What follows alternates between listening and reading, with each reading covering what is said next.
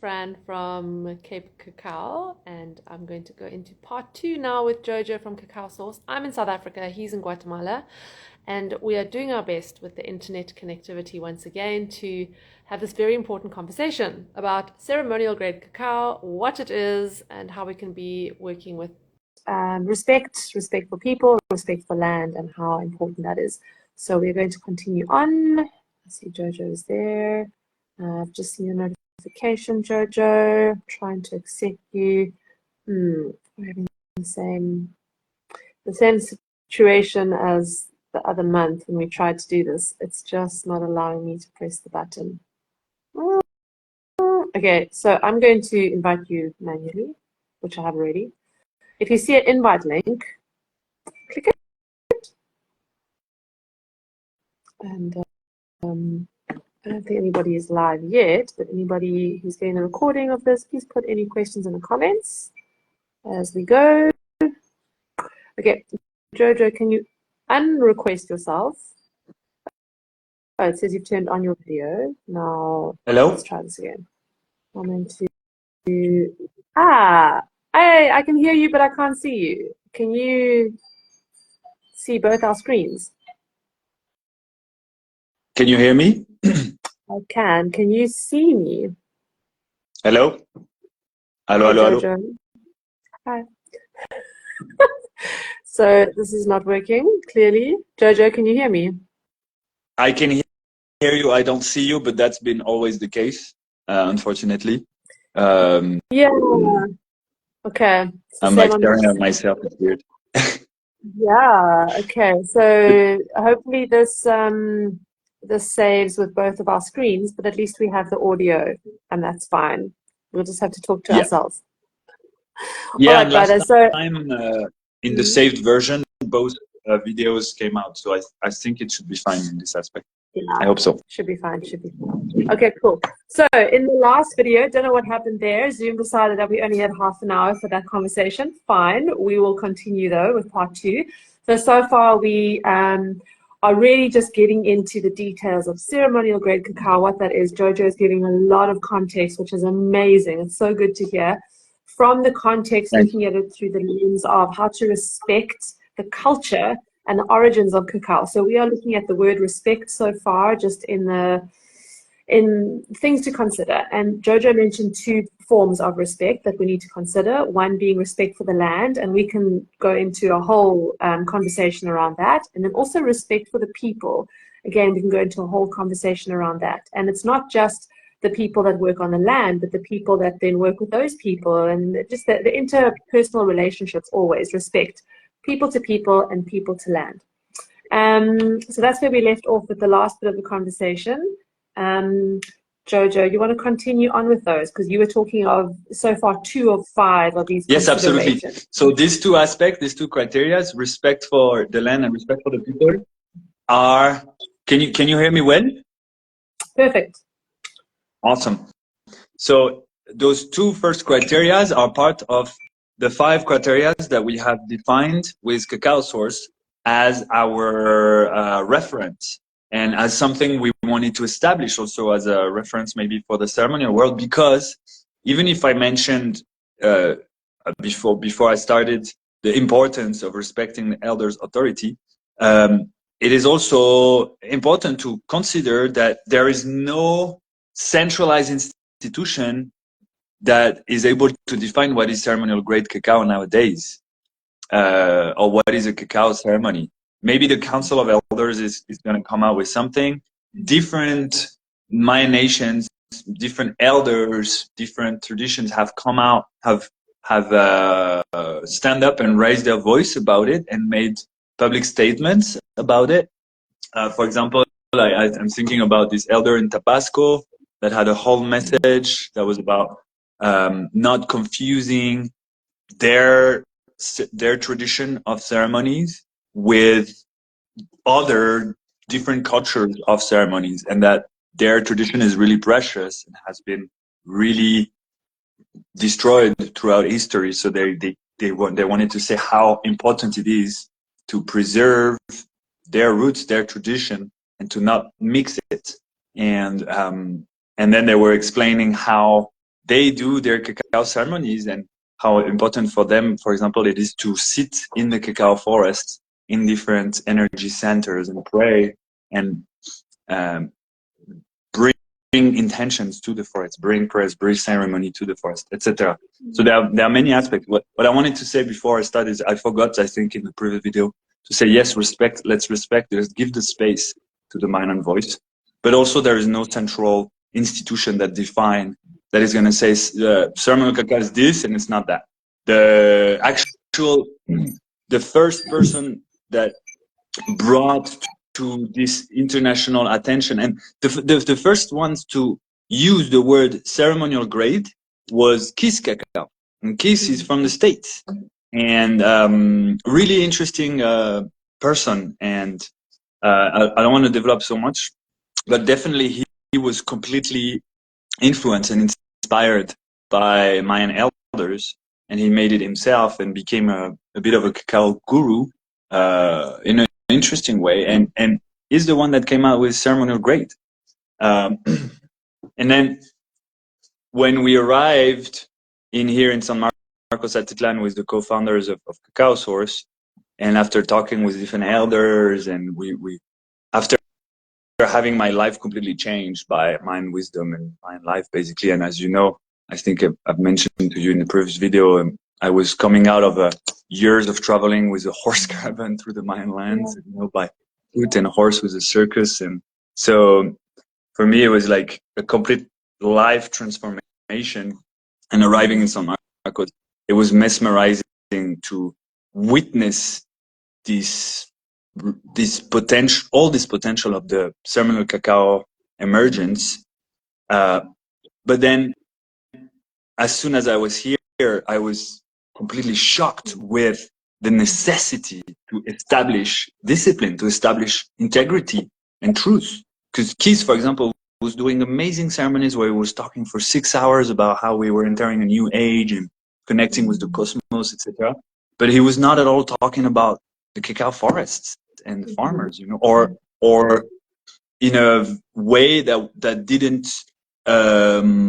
didn't share an idea of working towards establishing better structures in a catastrophic context of exploitation, in a very toxic context of exploitative capitalist economy. Like, it's not even capitalist at this point, it's extractivist, it's colonial, it's neo-colonial.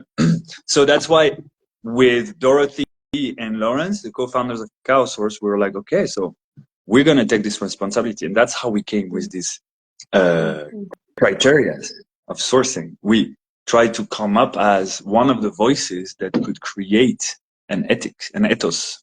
And that's why also we describe ourselves as ethical sourcing and not fair trade, because we don't do the same. Actually, we pay better, we reinvest in a different way, we spend more time with the farmers, we work like our give back loops are different, and they're more. And anyway, maybe we could have like a whole talk or post or study about the difference between ethical sourcing and fair trade.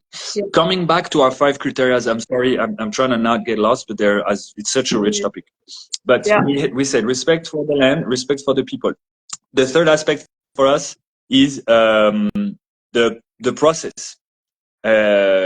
How is it transformed? What are the energies? What are the intentions? What is the hands? What is in the hands that transform the cacao? How it is made, and how is it shared also? Is it shared? How is it transformed? How transparent all of this is. And of course, here comes more medicinal questions. For us, it was a mind-blowing rabbit hole of realizing that, wait, what? Cacao is also one of the most complete and incredible preventive medicine on earth that prevents for the first cause of death in the world, And if you don't know the first cause of death in the world, go check it out on the OMS, on the World Health. In English, it's different letters. In French, it's Organisation Mondiale de la Santé. So World Organization for Health, or Health World Organization, or who knows how order. WHO, World Health Organization. So Jojo, when you say the process, you're talking Yes, specifically the transformation of the cacao bean into the version exactly. that we call cacao paste, so that we can make that into the drink, yeah? So all of Yes. that kind of science behind getting the cacao into the paste, but keeping it with the most minimal amount of processing as possible, so we still keep the integrity of the health benefits, right? For us, it's been about doing it with artisans that, once Yeah. again, are respected. They know what they do it with love. They sing, they love their collectives, they do it at their own pace as well. They do it in the right moment. And then, yeah, with a minimal amount of industrialism. It's like, because everybody uses machines. Now there are some ceremonial cacao that they say they only do it by hands, meaning they mainly the grinding is the most tricky part. Yeah. They do grind by hand, but it takes hours. We do it sometimes. For me, it's a different type of quality, it's a different type of ceremony. I like to do ceremonies where we do the whole process as part of the ceremony. But so yeah, all these questions are absolutely important, and they bring in the medicinal aspects into the topic of ceremonial cacao. And because the different ways you transform it will create different products that have different properties. Cacao is complex like this, that at each step you can transform it in a way, and then it's not absorbed in the same way by the body. So that's our third criteria. Fourth criteria, of course, very important. How is it shared? Yeah. We can have a ceremonial cacao, but if I'm gonna go to a rave and drink it with MDMA and alcohol and be like, it's not ceremonial anymore. It's a party cacao, you know? And Yep. I'm not here to judge or anything. It's just like saying, yeah, of course, the way it is served, how do you feel when you drink it? The context, the intention setup, is it a safe space? Is what kind of constellation? What kind of circle of group? Who is there? What do they know? What do they think? All of this matters. An elder told me, a grandma actually told me, in the ceremonial space, everything matters. What you say, what you think, and what you feel. Every glimpse of it.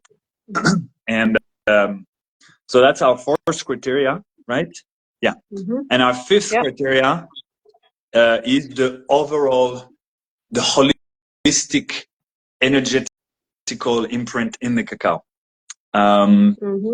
So, and this involves the intentionality from roots to ceremony, like, and it involves really every aspect, like who, especially the energy exchanges, meaning the money, meaning the words, the information, meaning that connection, this exchange of flow within all the path of the cacao. The same way, cacao is a very, very holistic medicine, and it's also a very holistic or like wide spectrum spiritual channel of wisdom and inspiration. I think that in the process, in the structure and the discipline of it, it's important to come back down at the end to this holistic approach. Like, okay, all the way with all the actors, what is the coherence? What is the intention? Voilà. Those are our 5 criteria. They're available on our website. And thank you. This voilà. I want to branch. Voila, thank you. I want to branch into this last bit that you mentioned here, and then come back to the next topic that I just want to have for a bit of a discussion. This holistic energetic imprint, because all the other bits, sure, it's a process. We can learn this, and hopefully we are inspired to learn. Am I being in right relationship with the land, with the people? Let me learn about where my cacao comes from and the sourcing of it. Let me go understand the origins and the history of cacao. Let me understand the process, how it's made, and how it can be less industrialized, hopefully, where there's more of the medicinal qualities coming through.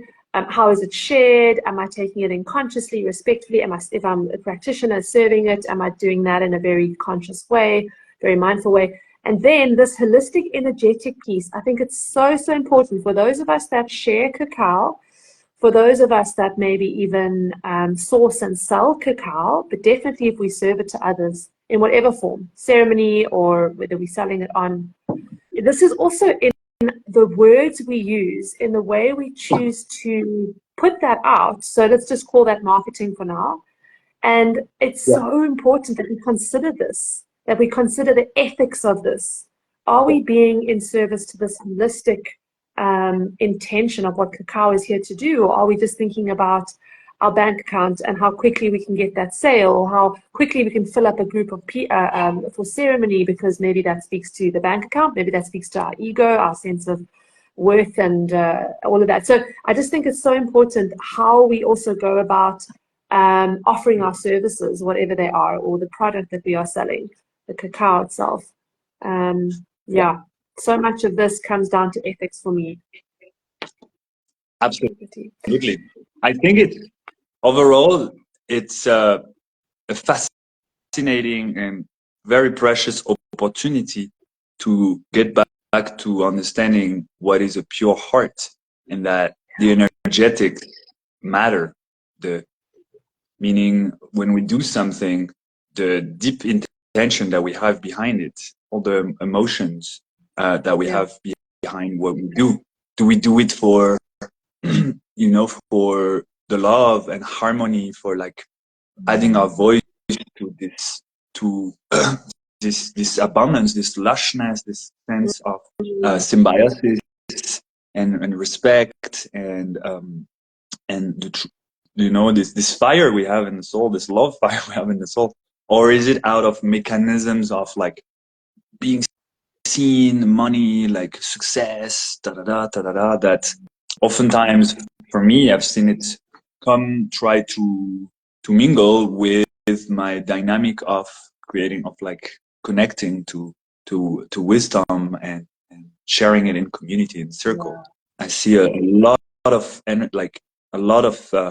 dynamics coming in, and it's important, and we try to always bring that forth, like what is deep in the heart, what is are we doing it with a pure heart? And it's a great opportunity to go there. It is all these opportunities to just consider things for our own growth and connection into the greater all. I think the word here to consider for me is agenda. What is our agenda when we are wanting to share cacao, when we are wanting to source cacao? What is our agenda? And I think another discussion going forwards is our agenda versus agency, the spirit. What is the agency of the spirit of cacao? Have we tapped in with her, if we consider her to be a her? And what do we feel called in to do? And is that agenda then just for our own growth or our bank account's growth? Or is this for the agency of us being part of this bigger movement to create more of a holistic community consciousness of love and all of that? Anyways, another discussion for another day. Jojo. And of abundance. It's also tapping to true abundance, letting go of aspects that are illusions of abundance, and tapping into this true, authentic abundance, which is so intertwined with the spirit of cacao. That is literally an incarnation of this feminine abundance here on this earth. It's a message of abundance for us. Beautiful. So thank you for giving those criteria, which you said everyone can find on the website. And I would just like to say whether it's sourcing and understanding through Cacao Source or other brands that maybe you work with already, or maybe when you are working in ceremony with cacao, just these can always be used as considerations, and you can pose these questions in and journal prompts for others that maybe you're guiding through meditations or journals or journaling prompts, just to ask them, how do you view your relationship with land? How do you view your relationship with people? Can we find more respect anywhere in those questions? And then, we'll take it from there. So, Jojo, let's get into the next topic I would like to discuss. So you've given, and you kind of have answered it indirectly, just because that was just so beautifully put, those criteria, those considerations.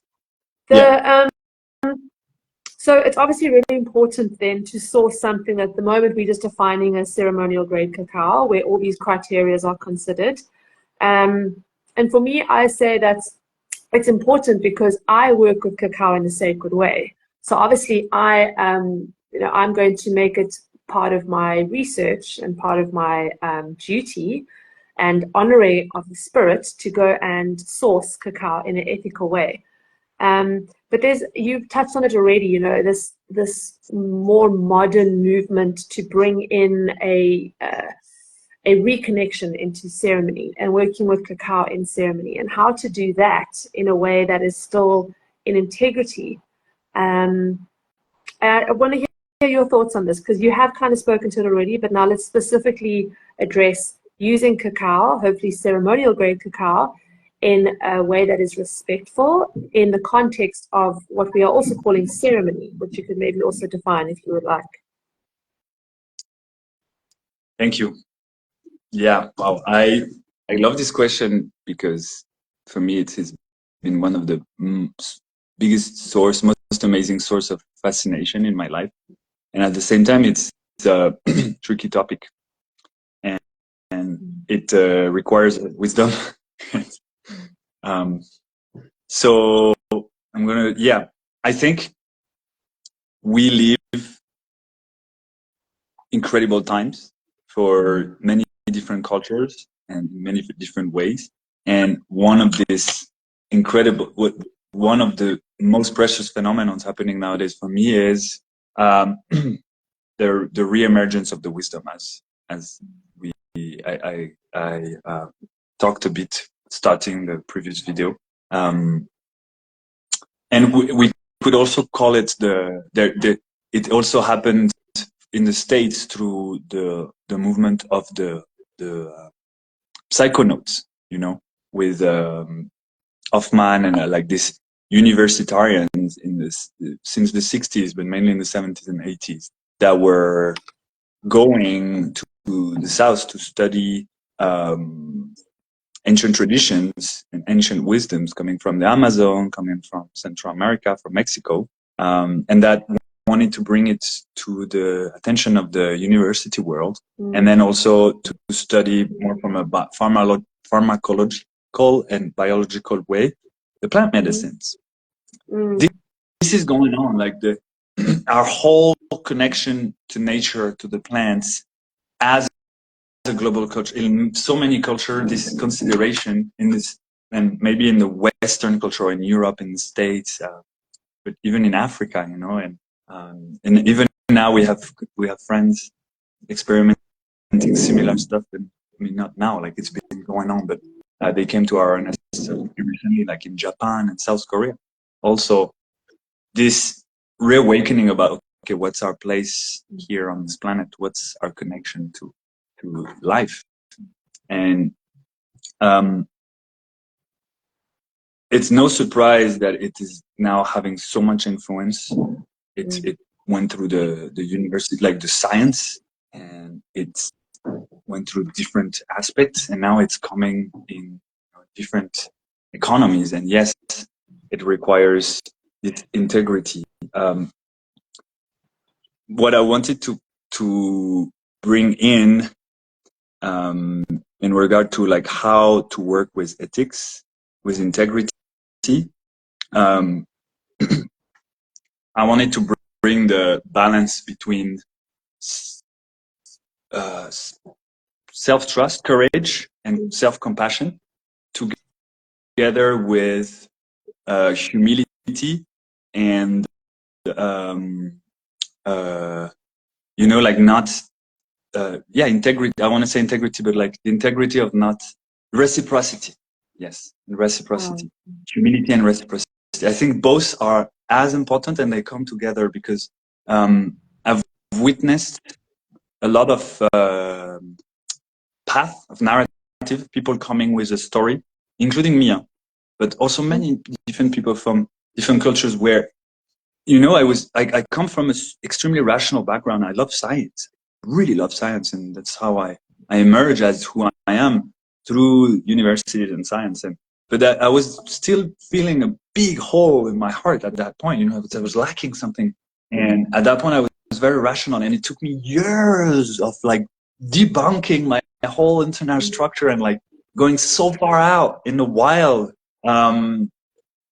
to reborn as myself and my true mystery that witness, that respects, that includes the mystery in my world understanding, in my spirituality, in my belief system, in who I am, and believe the truth that it's not only me and my science and my human world, it's life on this planet that is limitlessly, I don't have word, you know, it's like, it's so complex and it's so like we understand, we can't ever grasp everything. It's just so much to understand. And for me, having the humility to integrate this, the mystery, to integrate this love, this trust, enough love that we can allow the trust for the mystery. It was a life-changing moment, and it required a lot of compassion of like, okay, I allow myself to go and connect with the elements, the actors, the people that are gonna help me come back to who I truly am, to this essence, you know. And it took a lot of dancing and praying and singing and meditating and changing my understanding. It took a lot of flushing my mind, literally. And so I think it takes as much as this self potential, like allowing the self potential, but doing it in a very, very, very respectful and wise way that requires, and that's why the elders often say here, it's like, it's a lifelong journey. Oftentimes we have people tell us or ask us like, do your training course that lasts a week, that is super intensive. You come for a week, we go to different farms, we talk so many aspects, we meet different, like we do it. We did it intense in a way of cacao. It's very soft and smooth, but it's also intense, and it's a very strong constellation group circle channel, you know, and it's a strong medicine work, right? But like, you won't become a ceremonialist in a week.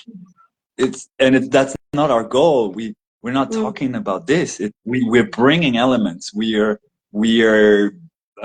connecting as a community. We're trying to dynamize, be who we are. But that doesn't mean we are giving a package that is, hi, your title is now ceremonialist. No, this is your whole life. This is you. And there's not like a block of ceremonialists. It's not, it happens through every different culture. It can be different. And it has so much gift. It can be about dancing, it can be about praying, it can be about farming, it can be about protecting a forest, you know, like being a gatekeeper of different kinds. Like it can be about healing. It can be about working with the spirits, you know. Here in the Mayan tradition, there are actually different gifts and then different roles. Oh, thank you so much, Isa. That's really sweet. I'm saying that she's recommending our training. That's really I recommend it too. It changed my life. So yeah, coming back. Sorry, again I'm getting lost in the lushness of these topics. But so having the compassion to be ourselves and to allow our pure heart to become and to, you know, once again we're coming to this like healing the masculine in a way of like bringing discipline, bringing the physicality of it, like, hey, there are spaces for it, there are places for it, there's transmission, and then also on the other hand, doing it with humility, not trying to have the biggest voice, not try to be famous. If the energy behind why we do what we do is to be famous, to, you know, to take so much attention, or to be rich, or to, you know, like, what's the true energy behind it? And then respect the elders, respect the oppressed minorities, you know, like really for me it's important to have the discipline of integrity and respect. Mm-hmm. I think it's Sure. been present in so many traditions, and it's brought so much to this humanity. It's allowed us to evolve into beautiful, beautiful, divine aspects of life on this planet. Yeah. That's my input on it. And so, in Beautiful. more precision, I think Yes. as consumers, as people that we buy things with money and then we use them, we can be brave and take 5 minutes to use these incredibly fascinating, transformative tools of the internet. Look at us right now, that we can get information. And I strongly suggest everyone go on the website and dig it, and don't never take for granted. Don't take for granted. Um, Humans were smart. We are very good illusionists, and money is very tempting. So watch out. Watch out. Don't take anything for granted. If you can, go to the source, ask the question, where does the money go? It's about daring also to be a bit brutal and raw. Where does the money go? How much do you make? And this and Transparency. that and that. You should earn much more than the ones that do more work, maybe. Like, daring to go in the raw topics can help. It's this, yeah, it brings discipline, it brings integrity. And I think it's the responsibility of the businesses, but it's also the responsibility of everybody that feels concerned with their heart. And it can take a few minutes. Yeah. And then, of course, like the the heroes, supporting the elders, the authorities, the Mayan authorities, or the authority in the Mayan understanding, the elders. Voilà. I think that's my point for now. Sure. Voila. Jojo, beautiful. Yeah. I'm going to quote you on a few things here in summary of 150% agreement. I've been making a few notes as you've been talking. So just thank you so much. There was I felt like so much of that was just downloaded from source. Sure, beautiful. So I just feel it's so important to reiterate your words here, the discipline of integrity and respect. And so for me, I would say humility ranks top of the list of all the things that you have said. If we can come from a place of recognizing that we don't know everything and having enough humility to not always want to have the loudest word or be the biggest presence in the room, as the saying goes, and just recognize getting rid that of this competition. Exactly. And we are here to learn as well. And it's a journey. So let's recognize that we have not yet reached the end. And so we are here because of, there's a beautiful word in Southern Africa. It's the word of Ubuntu, which means I am because you are, or I am because of the people. And it's because of other people's help and support and compassion and kindness that I become who I am. It takes a village to raise a child, that kind of thing. And we are always going to be a child to somebody else. We are always going to be a youngster to somebody else. Even when we are in our 70s, 80s, we're still going to be needing to have some certain amount of humility, because then we are receptive to taking things in. When when our plate is too full or we've got too much on there, i.e. we know it all, there's no room for anything to come in. So I think humility is really at the top of that list. But then also the discipline. I love how you use the word discipline, because it does take a practice of coming back to integrity time and time again, and asking ourselves, am I in right alignment now? Yeah, because there's a lot of influence outside there in the world, and it's okay if we fall off, the right path or the right way or the right direction from time to time, but have the humility and the wisdom to recognize that and gently and kindly put ourselves back on the path. And so this discipline, time and time again, fall down, pick ourselves up, fall down, pick ourselves up, and each time hopefully with more compassion and understanding, and then respect. Obviously, it comes back to the humility. There are going to be so many other people that know more than us. So let's learn from them. Let's be open book. Let's be that empty cup ready to receive. And we in turn are also going to have something to offer others, right? So hopefully we can share them freely, knowing that the information is not ours to hold, and the energy is not ours to hold, and not to be greedy with it. So we receive and we give, we receive and we give. So this comes back to reciprocity, that you were speaking about.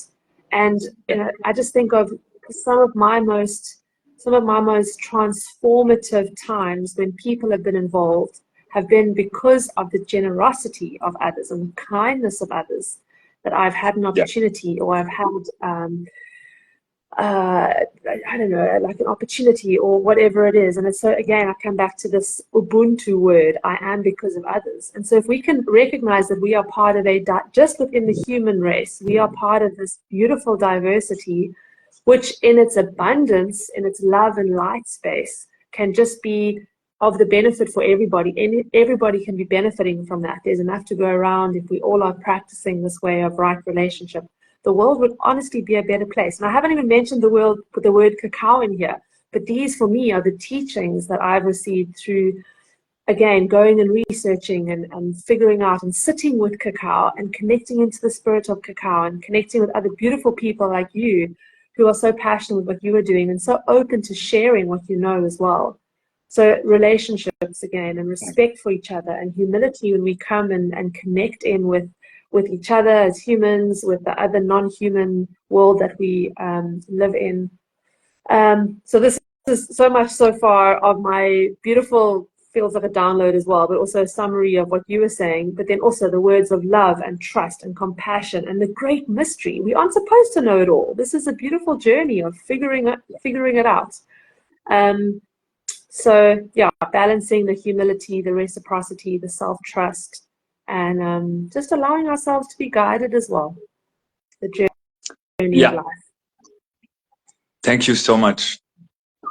I think you have a really beautiful discipline with your practice. I've witnessed it, and so thank you for bringing in this sharing and this hope. And I want also to bring it as an opportunity, because when we say the words discipline, ethics, and integrity, oftentimes maybe what might arise is this sense of like restriction. And no, it's for me it's been, and I think in its true nature it's more of an opening. It's a release. It's a relaxation. It's like, okay, we have this, we can anchor in this masculine discipline so we can relax into our feminine, into our intuitiveness, and into embracing the cycles and the mystery at every step.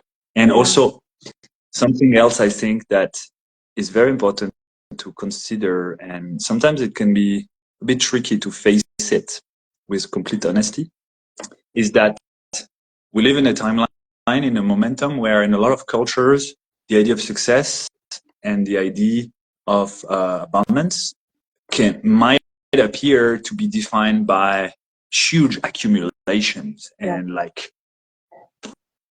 I would say, overliving ourselves, like being full on, being a sort of superhuman. I see in movies and in TV and in big influence and in politics that this norm, this model is like presented as a reference, an ideal.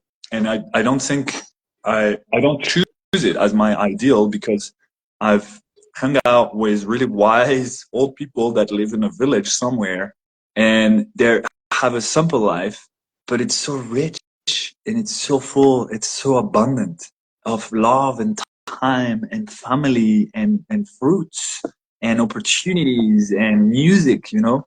And I think in this timeline where wealth is so defined by accumulation, it is so relaxing and so releasing and freeing to bring back the wisdom of humility, to be like, hey, of course there are different profiles. Some people are intense, they need a lot of like stimulation, but in general we are monkeys, you know. What we like to do is to love and to be in the forest and harvest fruits and then dance a little bit and then have a nap. That's what we do on this planet, you know.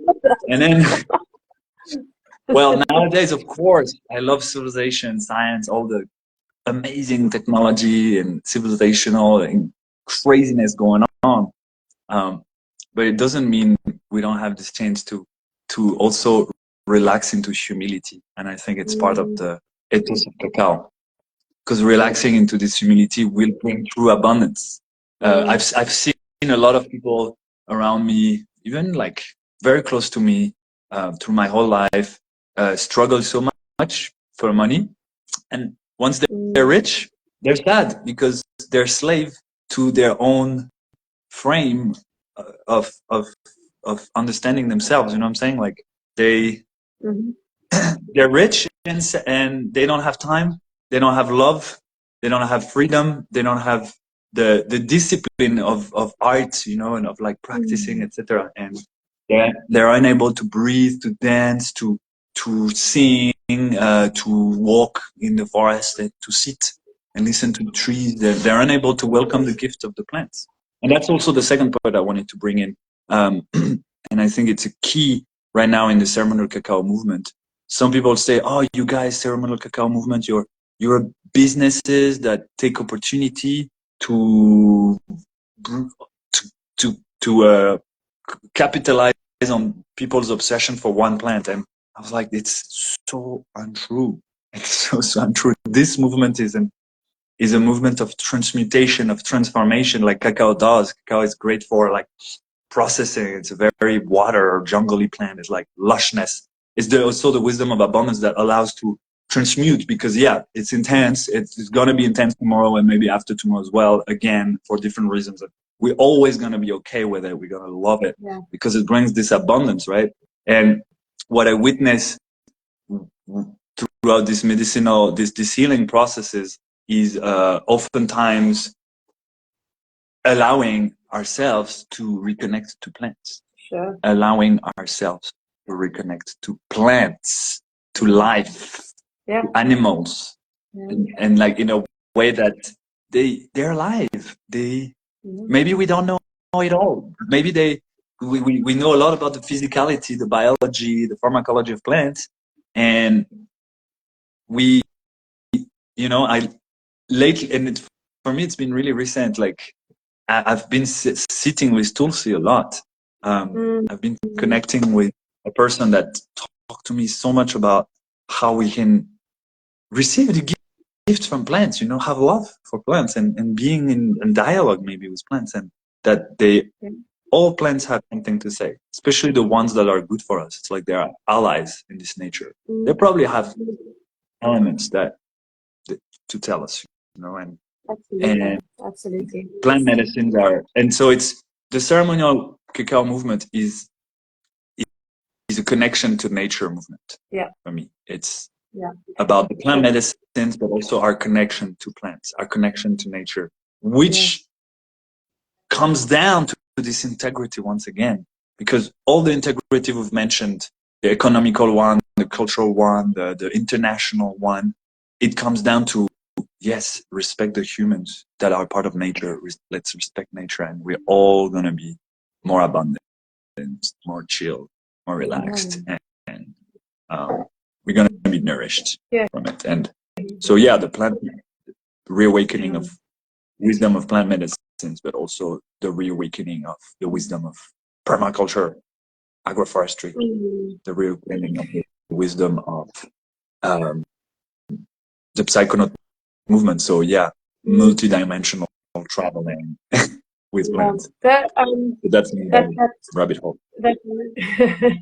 The reawakening of wisdom. I would say that the wisdom's always been there, but it's the remembering that humans remembering that we are part of this greater wisdom that has always been there. That we have just maybe not every human and not all cultures, but you know the ones that I've definitely come from in the last few generations have kind of forgotten our part in this greater ecosystem, and plants definitely are assisting us to remember the wisdom that we all are, that we all have.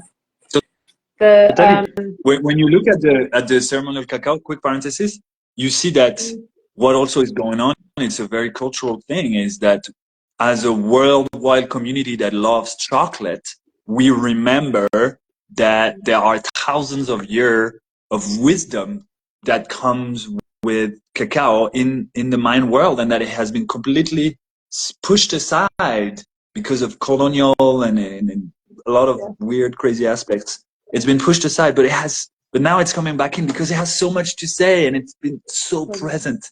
Cacao is so present in thousands of years of history of hundreds of different cultures from this continent and South America as well. And of course, this is coming back up.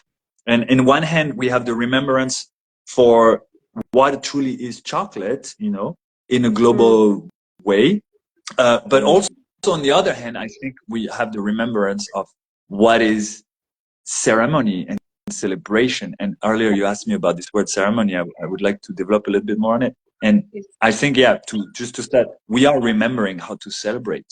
And I think we are remembering how to maybe differentiate what's a party. I think parties are great. What's a celebration? Celebrations are awesome and they're very important for us humans.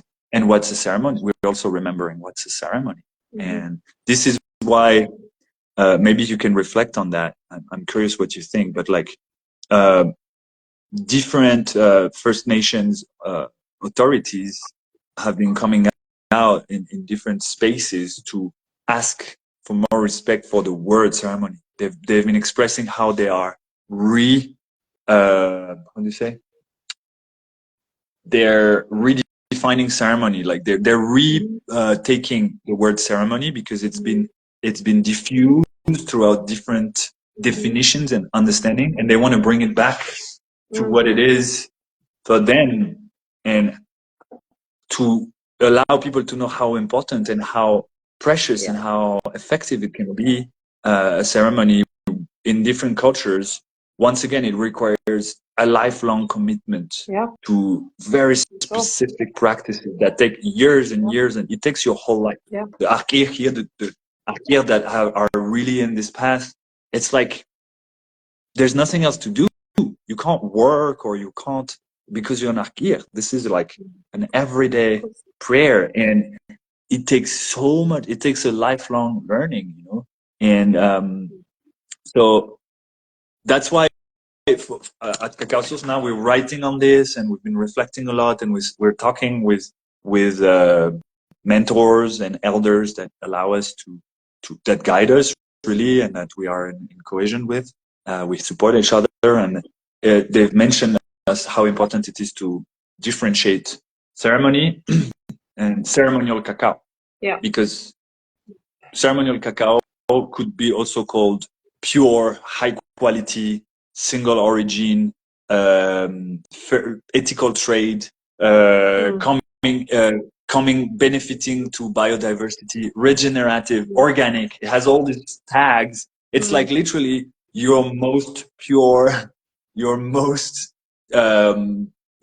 pure cacao that comes with the most beautiful energy. We could call it like that. But all of this can come down to the word ceremonial cacao. It means you can use it for energetical practices that require this purity, this intentionality, this cleanliness, this energetical cleanliness, right? But that doesn't mean that when you're drinking, you're having a Mayan ceremony. Exactly. Voilà. This is such a topical conversation. I love having this conversation with people, and in the trainings that we offer as well at Cape Cacao, this is something that we talk about a lot. And I like to, I think I mentioned it to you before, I like to differentiate between 3 different words, just so that we start to contemplate our use of language, and that it might come from a historical background that we didn't even know existed before. So I like to use the different words of ceremony being different to ritual, being different to a circle or a sitting, like more of an informal gathering, where most of the time we drink cacao, we connect. You know, if I'm going to have a friend over, I drink some cacao with them. I'm not calling that a cacao ceremony. On the opposite hand, I'm calling ceremony something that it's a life commitment, and often it takes decades to even understand what this territory of ceremony is. And I've been fascinated with indigenous knowledge since I can remember, and I've traveled to places just to go and learn from different traditions all over the world. And in South Africa and Southern Africa, we have a very, very strong knowledge and living indigenous peoples, and they still carry a lot of the wisdom around what they would then call ceremony. And just from what I've seen, some of the overlaps is that ceremony, first of all, is sacred. There is a community, not just of people, but of people and the other. And again, I don't want to put words in here that might, give us too much of a limitation, but it's the other than human world that is also part of the conversation, that is also part of the gathering. And intention. There's a very specific reason why that ceremony is taking place. So we can think of, let's just think of maybe for a lot of listeners, Christianity, a Christian marriage ceremony that has all of those three things. It's sacred in the religion, in the eyes of the following of God and what He says and Jesus Christ. There's the gathering there, not only of the people, but then also of the Christ consciousness spirit. And there's a very specific intention that everybody's gathering there to witness two people committing to each other. And then we can take it to, let's say, a shamanic ceremony for healing. Again, these three things are always going to be there. It is first and foremost sacred. And so there's this deep respect and honor, and there's protocol around that. And this is going to differ from culture to culture. There's protocol, there's certain right action and right relationship. There's going to be generally elders, they might be a priest, they might be a shaman, and they are going to be the ones that have dedicated their life. This is their job, this is their career, not just their hobby. This is actually what they do 24/7. They understand the space, and they are therefore facilitating the dialogue between the humans and the other than humans. And they are facilitating that journey energetically of what happens during that decided time and intention of what happens there. So that for me is very different to just sitting and drinking cacao with a friend. They're both beautiful in their own way, but I'm very intentional. Like, okay, today I'm having a ceremony, and they take time and plan. So I won't just, on the day go, oh, I'm going to have a ceremony. Generally, I'm planning it a long time in advance. And there's lots of preparation that goes into that. But if I'm just having a friend over quickly, I'll go, oh, should we have some cacao? Oh, let's still light a candle. It's still very sacred. Let's still say a bit of gratitude. And then the ritual is kind of, for me, a bit of an in-between where it can so beautifully match. I want to guide a meditation, but I first want people to get into the right space energetically, mentally, physically. So I'm going to serve them some cacao, and we're going to then go into our meditation. Or, like you mentioned, ecstatic dance. These can be wonderful. Cacao can be a facilitator, activation, a support for whatever that is. And there's a certain amount of protocol around that sometimes as well, but it's not as I would say, deep as a ceremony, not as hardcore, spiritually hardcore as a ceremony. So yeah, I think I'm just dropping in what I would share with others that are wanting to train through us. And I do always start this by saying, traditionally, there's no such thing as a cacao ceremony. Let's just first and foremost take that and put that on the table. So we are now coming in our modern context, and we are trying to remember how to live in a sacred way. We can do that by working with cacao, but let's understand that there's no such thing as this thousands years old traditional way of working with cacao and ceremony only for the purpose of working with cacao and the intention of opening up the heart space. Often it's done as an assist for some other protocol or some other ceremony, some other intention. And then always to honor the origins, to honor, like you were saying, let's respect the elders, whether they're in our own direct community or going all the way. For me, I'm sitting in South Africa, I'm still going to acknowledge the elders that work with cacao, the Mayan elders that hold the wisdom, that have, their lineage, their heritage, thousands of years old. So that's a way that we can at least bring that energy in and acknowledge that this is so much bigger than just our timeline. Yeah, that's all I want to say for now, because I'm also very passionate about this topic, and we can have a whole nother chat just about this. Thank you so much for your intelligibility and eloquence on this topic. I think you brought a really thorough take on this. Thank you. I feel nourished. And I just wanted to add right now about the respect for the elders. For me, it's also a form of self-respect because it's about recognizing that we know, recognizing what do we know, what is part of us. And for me, yeah, I know I love history and I've learned a lot about colonial history, etc. So I need to respect this aspect is within me. And then in this, so it's an echo of self-respect that allows me to deeply respect the elders of this land because of everything I know and because I am sensitive to the wisdom, right? And but yeah, I thank you for bringing this differentiation, like this understanding of the different layers. And what I wanted to add is, after all, it's a word, it's a tool, ceremony. Yes. It allows us, this language has been defining us as humans since we use it. And yes, it's a linguistic debate, but the true question is what lays in the essence of what we're talking about. The talking is just the tool, right? And the essence is about valuing the practices and once again the discipline, the structures that allow us to emerge and to be free and to be in resonance and harmony with who we are in our environment, nature. And nowadays it comes as a sort of global community. So it's really easy, and I think it's very instrumentalized a lot nowadays in contemporary politics. It's really easy to try and separate everybody and say like, these are different, you can't be this, you can't be that because you're this, you're that.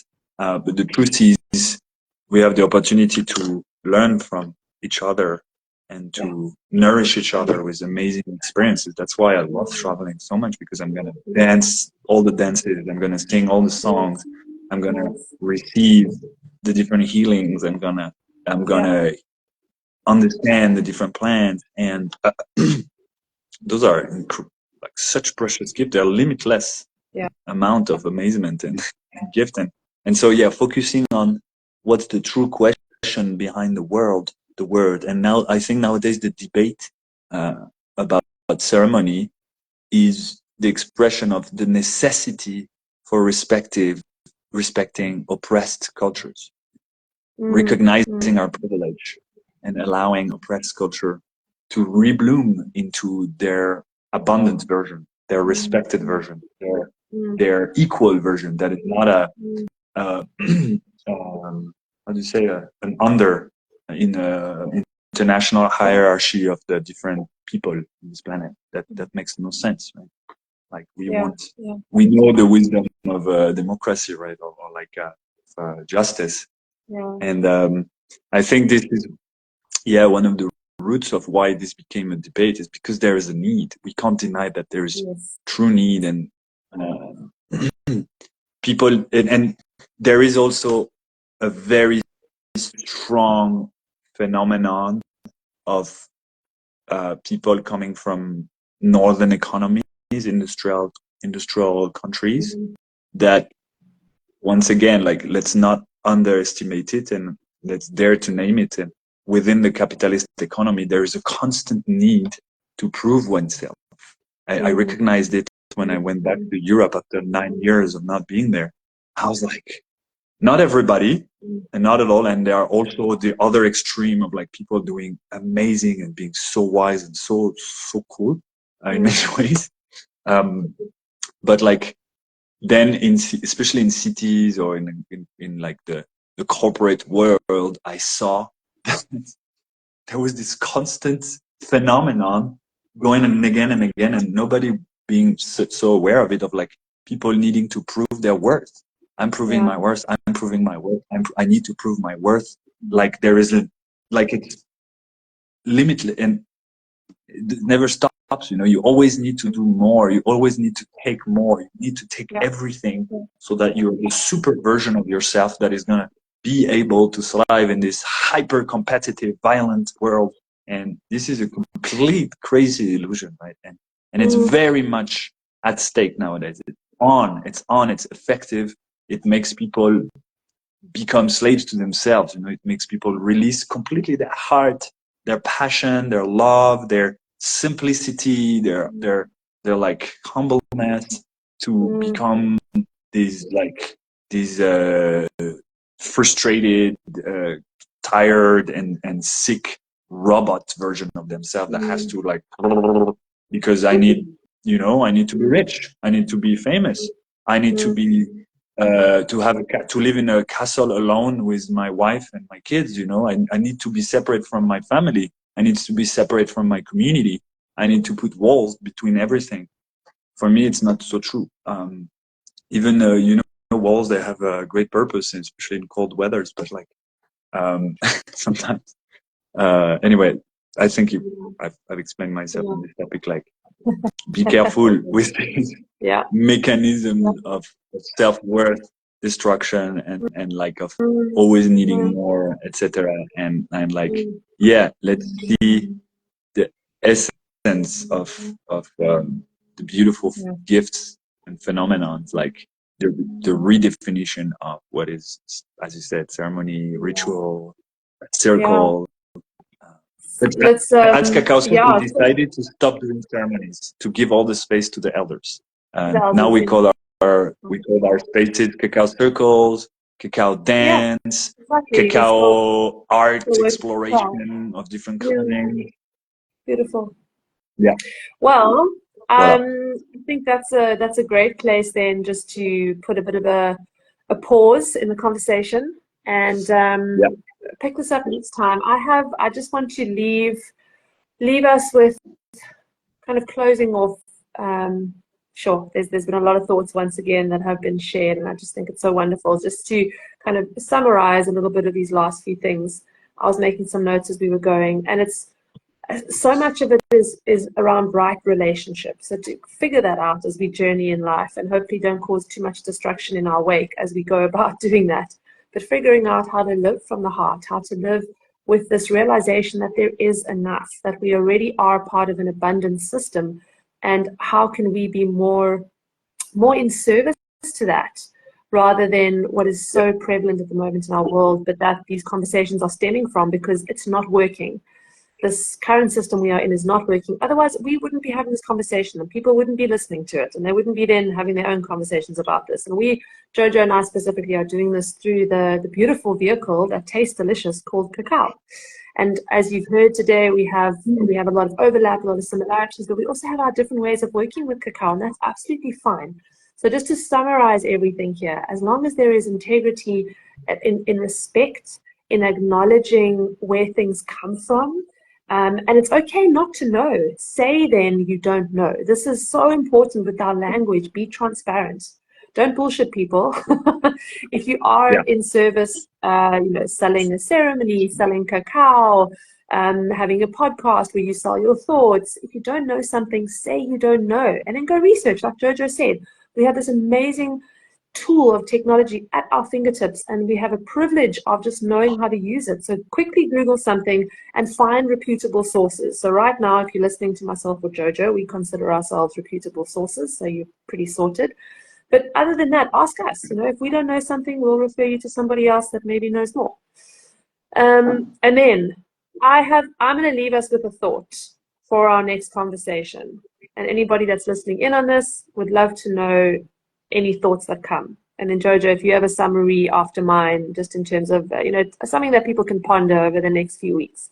So mine is, in a time where wealth is often equated with financial accumulation, what if we redefine a superhuman or a very successful human as being one who has mastered love and compassion? What if we redefined success and wealth with someone who has mastered the capacity of their heart, essentially? So that's what I'm going to leave for anybody who would want to go and ponder that next time they are walking somewhere, sitting, drinking cacao, holding a ceremony, whatever it is. Jojo, any final words from you? I think you brought a great aspect with this. I'm gonna say thank you to the Mother Earth and the forests that sustain us. Thank you to the sky and the great cosmos. Thank you to the elders, sacred sites, the mountains, volcanoes, the springs, the lakes, the seas. And thank you to our friends and allies that are infinite channels of love and compassion and wisdom and nourishment. And I just thought of a funny analogy. I was thinking, like, you said Google, like, go Google it. And I was holding this cacao pod in my hand. Beautiful. And I was feeling like every ceremony, every cup of cacao can be like a book. Yeah. And that Yeah. cacao is like Google. Yeah. It's like a channel. Oh, love that. Of wisdom. Yes. Like a channel for us to reconnect. And maybe to finish, I'm going to show you. Oh, no. So remember, I can't see what you're going to be showing, but everybody else will. Turn on the video. Okay, so I'm going to show this book just to go back with a little ultimate scientific moment in this video. The Secret Life of Chocolate by Patchett. Oh, hold on a sec. I'm going to write it down. This book is it's a bit pricey, honestly. It's very recent, but I understand why. It is such an incredible reference. If you come from a rational mind, if you like science, I really strongly recommend this book. It is Same. a masterpiece of pharmacology. I've got mine right here. Yeah? Yeah. Can't recommend it Nice. enough. Beautiful. It's so good, right? It it really allows to ground the understanding of cacao with the medicinal aspects and the social, cultural, also historical aspects, and it's a very, very, very interesting work. Yeah. And there are so many other fascinating books to go through if you're interested in the topic. Well, lovely. And actually, you know, I thank you for that beautiful change of reframing for me, because I just said, oh, we can Google it. But I would like to pose a new paradigm of, if you don't know something, sure, Googling it's one thing, but putting a hand on your heart and learning how to trust the wisdom that is there is also another way of figuring things out. So yes, this is what. There we go. Wait. This is what's written in our inside label. Is life is a ceremony, and trust the guide within your heart. No, honor the wisdom within your heart. Honor the wisdom. Yeah. There you go. And yeah, nowadays we just have so many sources outside and inside, so let's use them all. Jojo, thank you so much, brother. This has again just been so beautiful, delicious, and nourishing. I love conversations that are nourishing. So thank you so much, and thank you everybody. I can't wait to come to South Africa to speak with you. And yeah, thank you everybody. Always be welcome. Yeah. Anyone that's got any comments or questions, put them underneath the video, and we'll get back to you. Much love. Mwah. Ciao. Bye. Much love. Bye bye.